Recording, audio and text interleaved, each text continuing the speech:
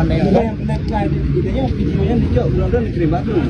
Jadi pihak grupnya dalam grup penduduknya ramai kan, tapi kami umumkan juga supaya dari balik mandu dan bek senjata yang nampak. Jadi mungkin nanti waktu lepas juga kan. Jadi nyo kan lagi mampu desa keluarga bapak juga yang mampu.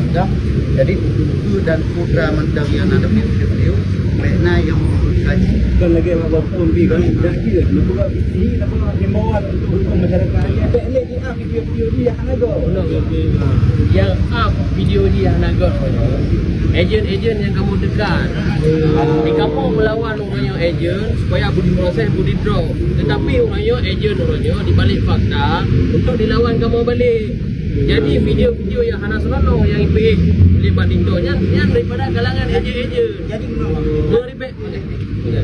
meripero ejen yang buat kerja anak betul di kampung mampu di Malaysia. Nyan awaknya yang buat kerja untuk dilawan dia supaya untuk masalah yang akan terjadi dia awaknya. Maka orangnya tindakan tidak ada proses walaupun anak bayarnya kat kampung. Dekat undang-undang tak berlaku. Yang pertama memasukkan dokumen. Yang kedua, dia anak di bawah umur.